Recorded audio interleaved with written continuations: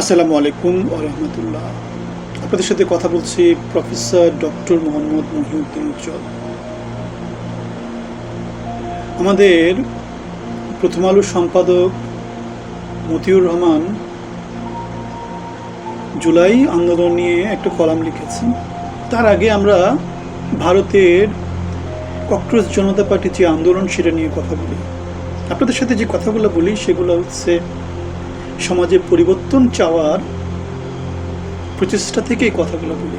তাহলে মোদির বিরুদ্ধে যে আন্দোলন ছিল, ককরোচ জনতা পার্টি যে আন্দোলন করেছে, সে আন্দোলনে মোদি সফল হয়েছে কি জন্য? কারণ হয়েছে মোদি গণতান্ত্রিকভাবে নির্বাচিত। ভারতে যেই সরকার ব্যবস্থা সেটা অনেক বেশি প্রাতিষ্ঠানিক। পুলিশ প্রশাসন, এগুলা সেনাবাহিনী সবাই যার যার লিমিটেশন জানে। বাংলাদেশের মতো খুম এগুলা ওদের পুলিশ প্রশাসন কেউ করবে না। ওখানকার নির্বাচন কমিশন, ওখানকার সেনাবাহিনী, ওখানকার পুলিশ, ওখানকার প্রশাসন, ওখানকার সিভিল অ্যাডমিনিস্ট্রেশন সব ব্রিটিশ যেই স্ট্যান্ডার্ড সেটাকে ফলো করে। বাংলাদেশের মতো শীতলক্ষায় 7 খুন ফেলে দিবে এমন না, আয়নাগর তায়নাগর করবে এমন না। সুতরাং ভারতের সাথে বাংলাদেশের কোনোভাবে তুলনা হয় না। সো মোদি পেরেছে কারণ মোদি গণতান্ত্রিকভাবে নির্বাচিত, জনপ্রিয় একজন নেতা। উনি গত 10-15 বছর তো ক্ষমতায় আছেন, গণতান্ত্রিকভাবে নির্বাচিত হয়ে এসেছেন। তার দলের অন্য কেউ সাহস করে না যে দলের নেতৃত্বে যাবে। মোদির জনপ্রিয়তা এত এত বেশি। তাহলে মোদি পেরেছেন, হাসিনা পারেননি কেন? কারণ হাসিনা গণতান্ত্রিক পথটা রাখেনি। গুম খুন, শীতলক্ষায় লাশ, আয়নাগর, নির্বাচন, আমি ঢামি এগুলা করে দেশের 12টা বাজিয়েছে, দলের 12টা বাজিয়েছে। এখন গণতন্ত্র এবং প্রতিষ্ঠান এগুলো একসাথে চলে। জনগণের শাসন, জনগণের ভিতর থেকে যোগগুলো উঠে আসে। আমরা দেখতে পাই আমার ভাই তোমার ভাই, চান্দা ভাই চান্দা ভাই। তাহলে হাসিনা 17 বছর বাংলাদেশে যে শাসন করেছে সেটা ফ্যাসিজম দিয়ে শাসন করেছে, জনগণের শাসন ছিল না, গণতন্ত্র ভিত্তিক শাসন ছিল না। সেজন্য ছাত্রদের গণ আন্দোলনকে সে রুখতে পারেনি। সে গুলি করেছে, দমন পীড়নের চেষ্টা করেছে, ডিবির হারুনকে লেলিয়ে দিয়েছে, সেনাবাহিনীকে লেলিয়ে দিয়েছে, তার দলের লোকজনদেরকে লেলিয়ে দিয়েছে। মোদি সেটা করেনি। মোদি ক্ষমা চেয়েছে। মোদি জনগণের শক্তি সম্পর্কে জানে। সে গণতান্ত্রিকভাবে নির্বাচিত, গণতান্ত্রিক রাজনীতি সে করে, ফ্যাসিজম সে করে না। সুতরাং হাসিনা পারেনি, কিন্তু মোদি পেরেছে। একটাই কারণ, বাংলাদেশ আর ভারত এক না। এখন তারেক রহমান পারবেন কি? তারেক রহমান পারবেন কি? তারেক রহমান কি গণতান্ত্রিকভাবে নির্বাচিত হয়েছেন? জনগণের ভোট কি তিনি পেয়েছেন? বাংলাদেশের সব রাজনৈতিক দল কি নির্বাচনে অংশগ্রহণ করেছে? ইলেকশন ইঞ্জিনিয়ারিংয়ে নির্বাচন হয়েছে। তারেক রহমান বাংলাদেশে যারা গত 17 বছর আন্দোলন সংগ্রাম করেছে তাদেরকে কি তিনি মূল্যায়ন করেছেন? না, তো তিনি মূল্যায়ন করেননি। তিনি লন্ডন থেকে লোকজন নিয়ে আসছেন। তিনি তার হাওয়া ভবন কেন্দ্রিক, বন্ধু বান্ধব কেন্দ্রিক একটা বলয়, যেমন করে 2001 থেকে 2006 ছিল তেমন একটা বলয় তিনি তৈরি করেছেন। তিনি যারা 17 বছর বাংলাদেশে আন্দোলন সংগ্রাম করেছে তাদেরকে গুপ্ত গুপ্ত বলছেন। তিনি যে পালিয়েছিলেন, মেরুদণ্ড ভেঙে ফেলে যে পুলিশ সঙ্গে পাঠিয়ে দিয়েছে সেটা নিয়ে কথা বলছেন না। শিলং থেকে পলাতক লোক এখন হচ্ছে আমাদের সংবিধান বিশেষজ্ঞ হয়ে গেছে, এখন আমাদের স্বরাষ্ট্রমন্ত্রী হয়ে বসে আছে। সুতরাং লন্ডনী নেতৃত্ব, শাহ আলমের শাহনামা, অথবা শিলং থেকে আসা সংবিধান বিশেষজ্ঞ, পালিয়ে থাকা নেতা ফেতা, গুপ্ত গুপ্ত, আমার ভাই তোমার ভাই চান্দা ভাইদেরকে দিয়ে তিনি যেই সরকার পরিচালনা করছেন সেটা জনগণের মধ্যে অলরেডি অসন্তোষ তৈরি করেছে। জুলাইকে তিনি অবজ্ঞা করছেন, গুপ্ত সুপ্ত বলছেন, প্রতারণা বলছেন, ইউনুস সেটা করতে পারে না, এটা ওটা বলছেন। অথচ ইউনুস না থাকলে বাংলাদেশে জুলাই পরবর্তী যে অবস্থা তৈরি হয়েছিল, বাংলাদেশ এখন তো একটা স্থিতিশীল অবস্থাতে আছে, সেখানে থাকতে পারতো না। সেনাবাহিনী ক্ষমতা নিতে পারতো, ইন্ডিয়া আক্রমণ করতে পারতো, নানা রকমের অসন্তোষ তৈরি হতে পারতো, বিপ্লব প্রতি বিপ্লবের একটা সম্ভাবনা ছিল। সুতরাং যার যেটা প্রাপ্য তাকে সেটা তো দিতেই হবে। ইউনুসের কিছু প্রাপ্য আছে, সেটা ইউনুসকে দিতেই হবে। তার যে আন্তর্জাতিক ব্যাপ্তি পরিচিতি সেটার জন্য কেউ সাহস করেনি। এখন আমরা দেখতে পাচ্ছি বর্তমানে যে শাসন ব্যবস্থা, সেটা বাংলাদেশের ইতিহাসে সবচাইতে বাজে শাসন ব্যবস্থা। বাংলাদেশ বর্তমানে যে সময়টা অতিক্রম করছে, সেটা সবচেয়ে ক্রান্তিকাল অতিক্রম করছে। কেননা বাংলাদেশের রাজনীতি সবচেয়ে বড় একটা দল, তাদেরকে আমরা অস্বীকার করছি, জুলাই আন্দোলনকে অস্বীকার করছি, বিপ্লবকে অস্বীকার করছি, গণ আন্দোলনকে অস্বীকার করছি। পালিয়ে থাকা লোকজন, অযোগ্য লোকজন এসে বাংলাদেশের শাসন ক্ষমতায় বসে আছে। অমিতাভ বচ্চনের মতো করে পার্ট নিচ্ছে। এভাবে আমাদের দেশ চলছে। শাহ আলম রচনা হচ্ছে দুর্নীতির শাহ আলমের শাহনামা। সুতরাং 90% সম্ভাবনা হচ্ছে তিনি ক্ষমতায় গিয়েছেন, ফ্যাসিজম তৈরি করতে না পারলে তিনি ক্ষমতায় বেশি দিন থাকতে পারবেন না। কারণ বাংলাদেশের যেহেতু নেতৃত্ব অযোগ্য, প্রতিষ্ঠান যেহেতু তৈরি হয়নি, জনগণের বড় একটা অংশই যেহেতু মোটামুটিভাবে প্রচণ্ড রকমের বৈষম্যের শিকার হয়, সুতরাং অল্প কিছু দিন পরেই বাংলাদেশে সরকার বিরোধী একটা বড় সেন্টিমেন্ট তৈরি হবে। আর আওয়ামী লীগের মতো বড় একটা দল 2 বছর ধরে দেশে বিদেশে নানা জায়গায় পালিয়ে আছে। প্রাতিষ্ঠানিকভাবে তাদেরকে অস্বীকৃতি দেওয়া হচ্ছে। সুতরাং এটা তো দেশের জন্য হেলদি কোনো কিছু না। সুতরাং বাংলাদেশে সামাজিক অসন্তোষ অলরেডি আছে, সেটা দিন দিন বাড়তে থাকবে। তাহলে মোদি পেরেছে, হাসিনা পারেনি, তারেক রহমান কি পারবেন? আমরা দেখেছি নাহিদ ইসলাম বলেছে যে সরকার বিরোধী আন্দোলন আমাদের করা উচিত, কারণ জুলাই জনগণের গণভোট, সেগুলোকে তারা বলছে গণভোট অবৈধ, অথচ যে ভোটটা হয়েছে হাসিনার বিরুদ্ধে সেটাকে তারা বলছে বৈধ।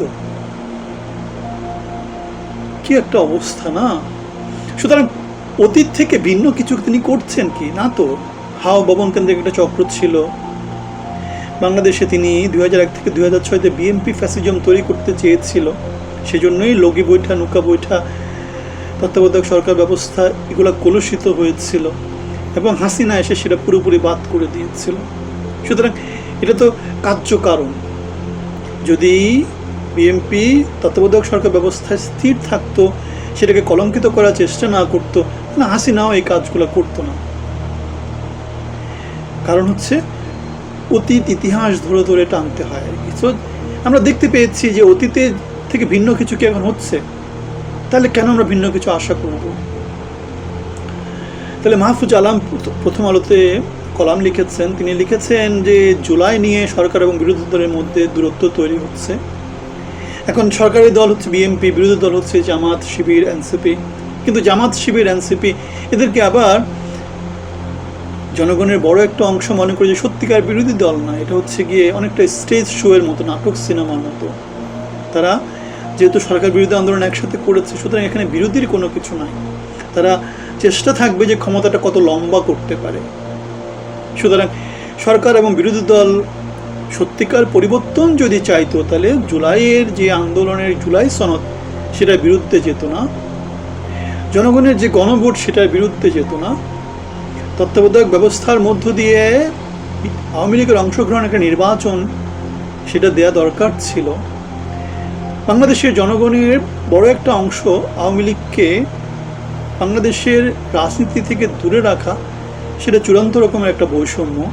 সুতরাং এই সবগুলা সামনে রেখে আমরা অবশ্যই বলতে পারি না যে সামনে বাংলাদেশে যদি অস্থিতিশীল অবস্থা তৈরি হয়, তারেক রহমান সরকার সেটাকে সামাল দিতে পারবে। কারণ জাস্টিস ডিলেড, জাস্টিস ডিনাইড। বাংলাদেশের সাম্যতা, ন্যায় বিচার এবং মানবিক মর্যাদা 2 বছর চলে গিয়েছে, এখনো সাম্যতা প্রতিষ্ঠিত হয়নি। বৈষম্য 2 বছর চলে গেছে। হাসিনা 17 বছর বৈষম্য দিয়েছিল।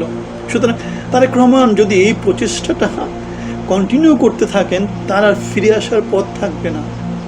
হাসিনার যেমন করে 17 বছরের ফ্যাসিজম, আমির ভোট, রাতের ভোট, দিনের ভোট, এগুলা করতে করতে তার আর ফিরে আসার পথ ছিল না। জনগণ থেকে বিচ্ছিন্ন হয়ে গিয়েছিলেন। তারেক রহমান আমরা দেখেছি মানে 2 বছর আগেও বিএনপি সাংগঠনিক অবস্থা তেমন করে ভালো ছিল না। পল্টন পার্টি অফিসে কলাপসিবল গেটে রুহুল কবির রিজভী জীবিত হয়ে বসে থাকতো। সুতরাং অহংকার করার মতো খুব বেশি কিছু তো নাই। জনসমর্থন, সব জনসমর্থন, জনগণের যে চাওয়া সেগুলোকে প্রতিফলিত করতে হবে। আমরা দ্রব্যমূল্য বাড়তি দেখতে পাই, জিডিপির গ্রোথ দেখতে পাই না, কর্মসংস্থানের ব্যবস্থা দেখতে পাই না, বিদ্যুতের মূল্য বেড়ে গিয়েছে, পরিবহন ভাড়া বেড়ে গিয়েছে, বাড়ি ভাড়া বেড়ে যাচ্ছে। সুতরাং লোকজন তো কোনো দিক থেকে হ্যাপি না। শুধু হাসিনার বদলে তারেক রহমান আসছে, জনগণের কী লাভ হলো? ফ্যাসিজম যদি প্রতিষ্ঠিত করতে হয় তাহলে হাসিনাই ভালো। কেন? হাসিনার ফ্যাসিজম আমরা দেখেছি, তারেক রহমানের ফ্যাসিজম আমরা নতুন করে দেখতে চাই না। তারেক রহমান যদি বাংলাদেশকে কিছু দিতে চায় সেটা হচ্ছে সাম্য, মানবিক মর্যাদা, ন্যায় বিচার এবং জনগণ 20 কোটি মানুষের যে চাওয়া সেগুলোর প্রতিফলন। তিনি যদি ফ্যাসিজম প্রতিষ্ঠা করতে যান সেক্ষেত্রে ফ্যাসিজমের উদাহরণ আমাদের কাছে আছে। সেই সময় হাসিনা যেভাবে চালিয়েছেন তখন মানুষ গণতন্ত্র চেয়েছিল। সুতরাং আমরা গণতন্ত্র চেয়েছি, সেজন্যই আমরা হাসিনার বিরুদ্ধে কথা বলেছি। এখন তারেক রহমান ফ্যাসিজম চাইলে তারেক রহমানকে আমরা চাই না, আমরা তারেক রহমানকে চাই না, আমরা গণতন্ত্র চাই। আর ফ্যাসিজম যদি হয় আমরা হাসিনাকে চাই। সুতরাং নাহিদ ইসলাম আন্দোলনের কথা বলছে, মাহফুজ আনাম তার পত্রিকায় কলাম লিখেছেন, জনগণের মধ্যে অসন্তোষ আছে। 2 বছর হয়ে গেল জুলাই, কিন্তু আমরা দেখতে পাই সরকারের কর্তা ব্যক্তিরা জুলাইকে অবৈধ বলছেন। জুলাই সনদ তারা প্রতারণা দিয়েছেন, আলাপ আলোচনা প্রতারণা দিয়ে আলাপ আলোচনা করেছেন যে যদি ভোট না দেয়, যদি পিছিয়ে দেয়, সেজন্য তারা সরকার থেকে আদায় করে নিয়েছে। এখন গণভোটকে তারা বলছে অবৈধ বলছে।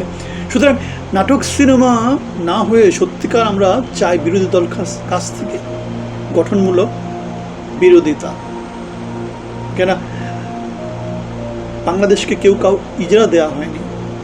বাংলাদেশের 24শে গণ আন্দোলনে যারা আন্দোলন করেছে, সংগ্রাম করেছে, তারা তারেক রহমানের জন্য সংগ্রাম করেনি, তারা বাংলাদেশের জন্য সংগ্রাম করেছে, তারা গণতন্ত্রের জন্য সংগ্রাম করেছে, তারা পরিবর্তনের জন্য সংগ্রাম করেছে। 71 একই অবস্থা। সুতরাং তারেক রহমান আমাদেরকে গণতন্ত্র দিতে না পারলে, তিনি যদি ফ্যাসিজমের দিকে যান, তিনি যদি গণভোটের গণরায়কে অস্বীকার করেন, তাহলে আমরা তারেক রহমানকে তো আমরা চাই না, আমরা চাই হাসিনাকেই চাই। কারণ হচ্ছে ফ্যাসিজমের চূড়ান্ত রূপ আমরা দেখেছি। আমি মাঝে মাঝে কোনো কিছু না ঘরকা না ঘটকা, সেটা আমরা চাই না। সুতরাং 2 বছর পূর্বে আমরা, তাহলে 2 বছরের মধ্যে আমরা কি দেখতে পেয়েছি? অল্প কিছু লোকজনের পরিবর্তন দেখতে পেয়েছি। নাহিদ ইসলাম, সার্জিস, হাসনাত, অল্প কিছু লোকজন পরিবর্তন হয়েছে। তারা বাংলাদেশের পরিবর্তন চাচ্ছে কি, নাকি তারা নাটক সিনেমা করছে? এদিকে আমাদের যতদূর মনে হয় এগুলো নাটক সিনেমা। কেননা সংসদে এখন দেখতে পেয়ে 80 জন লোক, অশিক্ষিত লোকজন বসে আছে। প্রতিদিন সংসদে কমেডি হচ্ছে। এদিকে আমাদের স্পিকার বলেছে ভাইরালের চেষ্টা হলেই তারা নেতা হয়ে যায়, মন্ত্রী হয়ে যায়, এমপি হয়ে যায়, শিক্ষার কোনো মূল্য নাই। এখন তাদের যে লোকজন, তারা কে শিক্ষিত?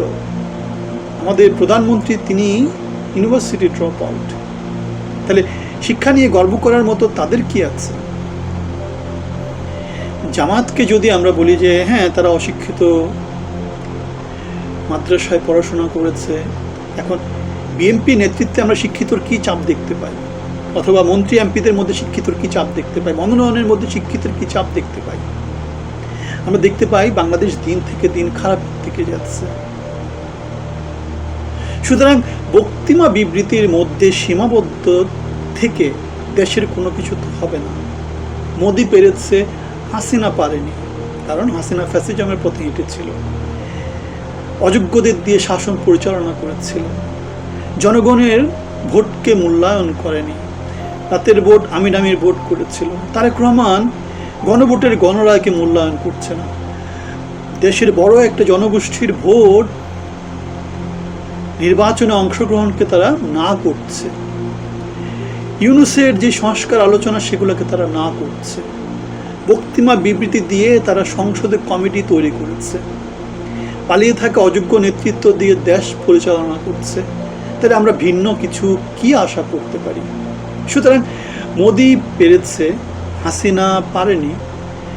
ঘটনার পরম্পরা আমাদেরকে যেটা বলে, তারেক রহমানও পারবে না যদি না তিনি ফ্যাসিজম, বৈষম্য এই সমস্ত পথগুলা বাদ দিয়ে গণতান্ত্রিক পথে জনগণের শাসন, যোগ্য লোকের শাসন, সৎ লোকের শাসন সেগুলা প্রতিষ্ঠা করতে পারেন।